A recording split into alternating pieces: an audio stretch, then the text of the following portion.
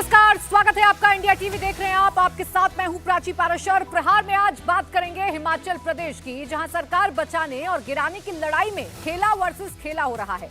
BJP ने कांग्रेस के विधायक तोड़ लिए हैं, तो जवाब में कांग्रेस के स्पीकर ने बीजेपी के 15 विधायक को सस्पेंड करा दिया है।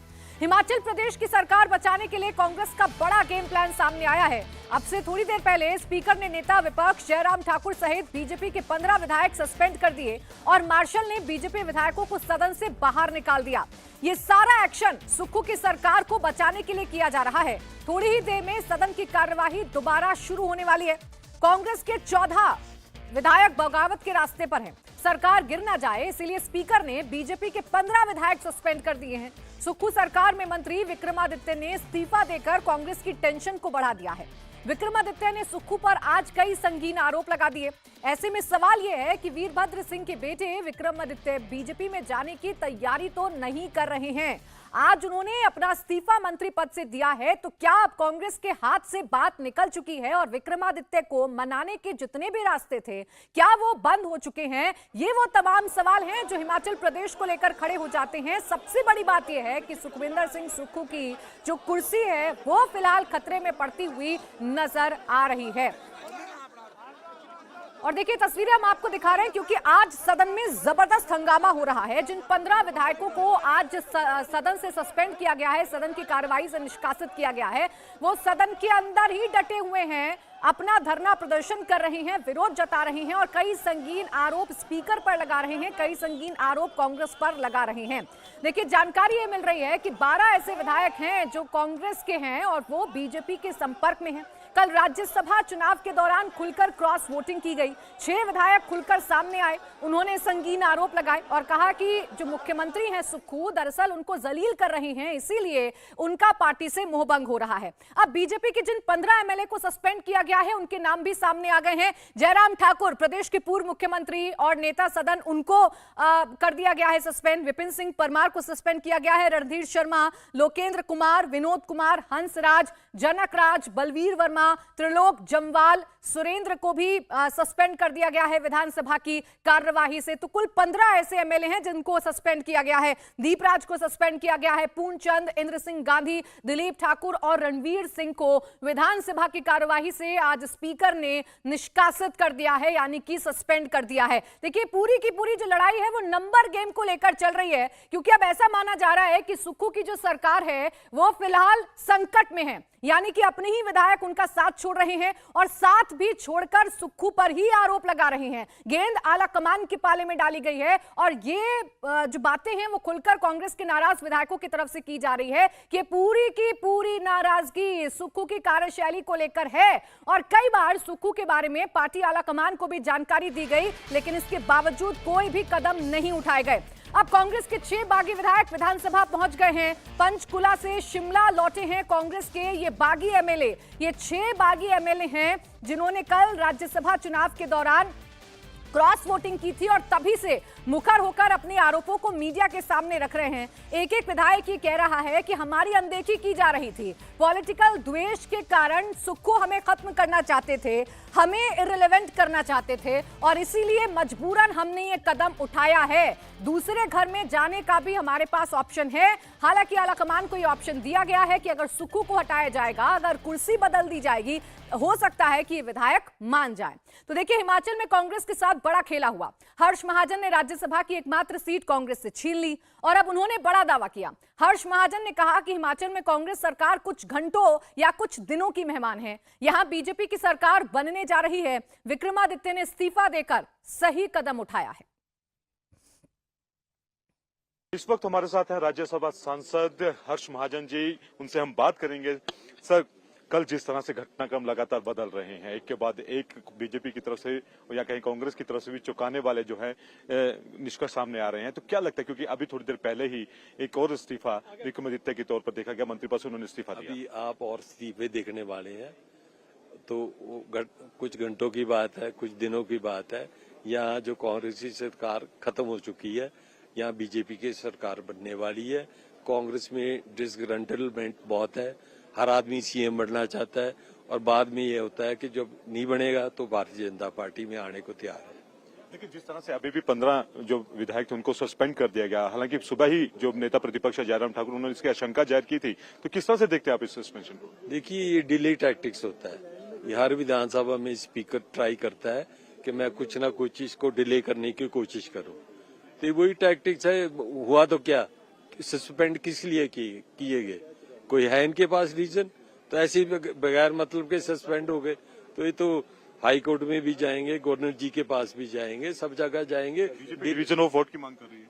हाँ, मांग कर देना चाहिए था ना, साफ पता लग जाता मेजॉरिटी कहाँ है। कितने विधायक अभी बीजेपी के संपर्क में है इस वक्त?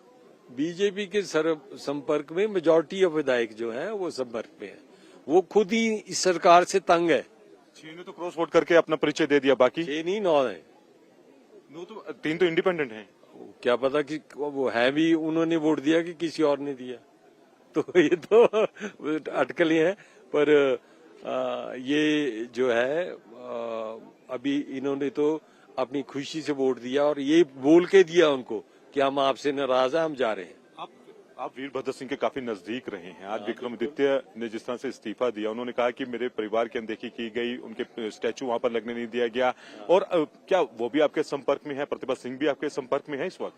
नहीं, हम तो संपर्क में तो वैसे एज अ फैमिली मेंबर हो सकते हैं, पर जो उन्होंने आज प्रेस कॉन्फ्रेंस की है बिल्कुल सही की है, बिल्कुल ठीक बोल रहा है और ये दिल को छूने वाली बात है।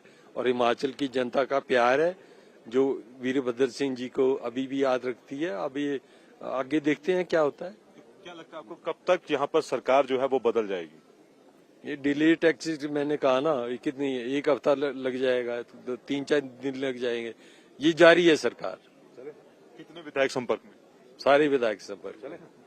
इस वक्त हमारे साथ तो ये थे हर्ष महाजन, जो कि कल ही राज्यसभा के मेंबर बने हैं और इनका ये कहना है कि विक्रमादित्य ने जो किया है वो बिल्कुल सही किया है, क्योंकि जिस तरह से उनके परिवार की अनदेखी की जा रही थी और उसके अलावा कई और विधायक जो हैं वो उनके संपर्क में है। लेकिन जाते जाते इशारों में उन्होंने ये भी कहा कि हो सकता है कि जो 3 विधायक निर्दलीय ना हो वो भी कांग्रेस के ही हो सकता है कि मेरे संपर्क में 9 के 9 विधायक जिन्होंने जो है वो कांग्रेस के ही हो जिन्होंने क्रॉस वोट किया। हालांकि ये टैक्टिक भी हो सकता है, लेकिन जिस तरह से विधानसभा के अंदर जो आज 15 विधायकों को सस्पेंड किया गया है, तो उसमें उन्होंने कहा कि ये डिले की एक टैक्टिक्स है जो स्पीकर जो है इस वक्त कर रहे हैं। तो डिले टैक्टिक्स अपनाई जा रही है, यह आरोप भारतीय जनता पार्टी लगा रही है। हर्ष महाजन ये कह रहे हैं कि सरकार का गिरना तो तय है। अब क्या हलचल है, कैसे टकराव की स्थिति फिलहाल हिमाचल में बनी हुई है, इन तस्वीरों को देखकर आप अंदाजा लगा सकते हैं। शिमला में विधानसभा के बाहर भारी पुलिस फोर्स को तैनात कर दिया गया है, क्योंकि जिन 15 बीजेपी विधायकों को निष्कासित किया गया है वो फिलहाल धरने पर बैठे हुए हैं। जमकर नारेबाजी की जा रही है। बीजेपी का दावा यह है कि ये सरकार अल्पमत में है। सुक्खू के पास दरअसल नंबर नहीं है, क्योंकि कई ऐसे विधायक हैं जो बीजेपी के संपर्क में हैं। हालांकि आंकड़ा 12 का अभी तक निकलकर सामने आया है। जानकारी के मुताबिक 12 ऐसे विधायक हैं जो बीजेपी के संपर्क में हैं।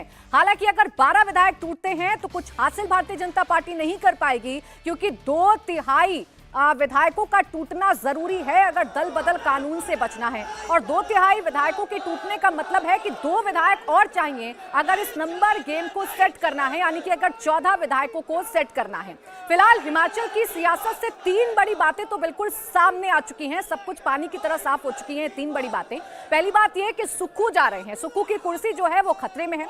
दूसरी बड़ी बात ये निकलकर सामने आ रही है, ये दिखाई दे रहा है हिमाचल प्रदेश को लेकर कि पार्टी आला कमान के पास, यानी कि कांग्रेस आला कमान के पास ऑप्शन तलाशने के लिए बहुत ही कम वक्त बचा हुआ है। बहुत ही तेजी के साथ घटनाक्रम बदलता हुआ नजर आ रहा है। और तीसरी बड़ी बात यह कि बीजेपी फिलहाल नंबर गेम में लगी हुई है। 2/3 विधायकों का टूटना जरूरी है अगर बीजेपी की सरकार बनानी है हिमाचल प्रदेश में। पुनीत परिंजा मेरे सहयोगी इस वक्त जुड़ गए हमारे साथ। पुनीत, तस्वीरें तो मैं देख पा रही हूँ, जबरदस्त गहमा गहमी है, जबरदस्त टकराव की स्थिति बनी हुई है। आप क्या देख पा रहे हैं, क्या कह रहे हैं निष्कासित विधायक भारतीय जनता पार्टी के? देखिए प्राची, सबसे पहले मैं आपको एक यहाँ पर जानकारी देना चाहूंगा कि कुछ देर पहले ही विधानसभा में वो 6 विधायक भी पहुंच चुके हैं जिन्होंने कल क्रॉस वोट किया था। कांग्रेस के वो 6 विधायक अब विधानसभा के अंदर पहुंच चुके हैं। जैसे वो विधानसभा के मेन गेट पर पहुंचे तो कांग्रेस कार्यकर्ताओं का गुस्से का सामना उन्हें करना पड़ा। उनकी गाड़ियों को लगातार पीटा जा रहा था। विधायक जो कार्यकर्ता उनके द्वारा बहुमुश्किल से पुलिस ने उनको अंदर दाखिल करवाया है। और इस वक्त मैं अगर आपको विधानसभा की तस्वीर दिखाऊं तो ये विधानसभा के बाहर का ये तस्वीर है। अंदर जो है जाने की इजाजत जो है वो फिलहाल नहीं है, लेकिन आप तस्वीरें देख सकते हैं। और बीजेपी के जो तमाम विधायक हैं वो अंदर धरने पर बैठे हुए हैं। लगातार वो जो है यहाँ पर नारेबाजी उनके द्वारा की जा रही है, क्योंकि एक हर्ष महाजन थोड़ी देर पहले ही बात करके गए। उनका ये कहना है कि ये डिलेड टैक्टिक्स जो है वो अपनाई जा रही है, विधायकों को सस्पेंड किया जाए ताकि और ज्यादा डिले हो सके, क्योंकि आज फाइनेंशियल जो बजट जो है वो उसको पास करना है। और ऐसे में अगर बजट पास नहीं होता है तो अपने आप में ही सुक्खू सरकार जो है वो संकट में आ जाएगी। उस संकट से कैसे निकाला जाए, ये सारी उसकी ही टेक्निक जो है वो यहाँ पर इस समय अपनाई जा रही है। जो दो पर्यवेक्षक जो थे, जो आला कमान के निर्देश के बाद लगाए गए थे, वो भी दोपहर बाद यहाँ पर पहुंच जाएंगे। तमाम जो विधायक हैं उनसे मुलाकात करेंगे। लेकिन जिस तरह से एक के बाद एक चुकाने वाले जो फैसले जो है कांग्रेस की तरफ से दिखाई दे रहे हैं, जिस तरह से अभी थोड़ी देर पहले विक्रमादित्य ने इस्तीफा दिया और उसके बाद क्यास ये लगाया जा रहा है कि विक्रमादित्य की तरफ से क्यास, उनके खेमे की तरफ से क्यास लगाया जाए कि उनके साथ 7 और विधायक हैं। लेकिन बीजेपी को कुल इसमें अपने आप को, ताकि उनके खिलाफ किसी तरह की कोई कार्रवाई ना हो, जो विधायक बीजेपी में शामिल होते हैं, तो इसलिए 2/3 बहुमत चाहिए होगा। और ऐसे में बीजेपी आंकड़ा जुटाने में लगी है कि किस तरह से सुक्खू सरकार की बात करें तो सुक्खू तो खतरे में है ही, लेकिन कांग्रेस सरकार को किस तरह से खत्म किया जाए उसकी कवायद जो है वो अब शुरू हो चुकी है। जी प्राची। बिल्कुल देखिए, और वो कवायद इस वक्त देखने को भी मिल रही है। लेकिन जिस तरीके से आज विक्रमादित्य मीडिया के सामने आए पुनीत, और खुलकर उन्होंने अपनी नाराजगी जाहिर की, वो इमोशनल भी हुए अपने पिता को याद करते हुए, और उन्होंने बताया कि किस तरीके से उनके परिवार के साथ भेदभाव किया गया। सुक्खू की जो कार्यशैली है कैसे विधायकों को परेशान कर रही है, मंत्री पद से उन्होंने इस्तीफा दे दिया। क्या कोई गुंजाइश अभी समझ में आती है? क्या विक्रमादित्य के साथ पैचअप अभी संभव है कांग्रेस के लिए, या बहुत देर हो चुकी है?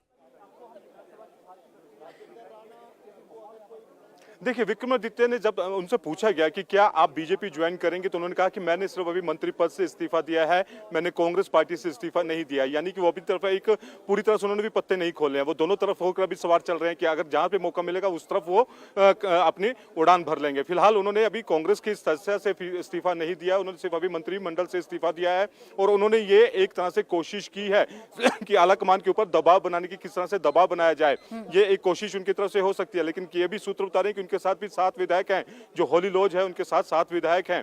और लगातार इस तरह की जो स्थिति है इस वक्त हिमाचल के ठंड के अंदर जो है राजनीति पूरी तरह से गरमाई हुई है। काफी ज्यादा यहाँ पर ठंड है, लेकिन उसके बावजूद राजनीतिक पारा जो है वो काफी बढ़ा हुआ है यहाँ पर प्राची। बिल्कुल, सियासी पारे में गर्मी तो बढ़ चुकी है, क्योंकि हिमाचल में खेला होना तो अब बिल्कुल साफ साफ नजर आ रहा है, और ये खेला कांग्रेस के लिए नुकसानदायक साबित होगा। अब हिमाचल की सियासत में कैसे खेला हो रहा है, आइए आपको आंकड़ों के जरिए समझाते हैं कि कांग्रेस के 6 विधायक पहले से बागी होकर बीजेपी के साथ आ गए हैं। अब कैसे नंबर गेम जुटाने में बीजेपी लगी है, आपको बताते हैं। देखिए, पहले जो बागी हुए, कल राज्यसभा चुनाव के दौरान 6 विधायक बागी हुए, टूटने के लिए 6 और विधायक तैयार हैं। बीजेपी से बातचीत जारी है 2 और विधायकों की, यानी कि कुल मिलाकर ये संख्या 14 की हो जाती है। लेकिन कांग्रेस ने भी तैयारी की है ताकि सरकार को बचाने का समय कांग्रेस को मिल जाए, और इसीलिए स्पीकर ने बीजेपी के 15 विधायकों को सस्पेंड कर दिया है। यानी संख्या को बैलेंस करने के लिए यह फैसला फिलहाल जो है वो स्पीकर ने लिया है, क्योंकि यहां से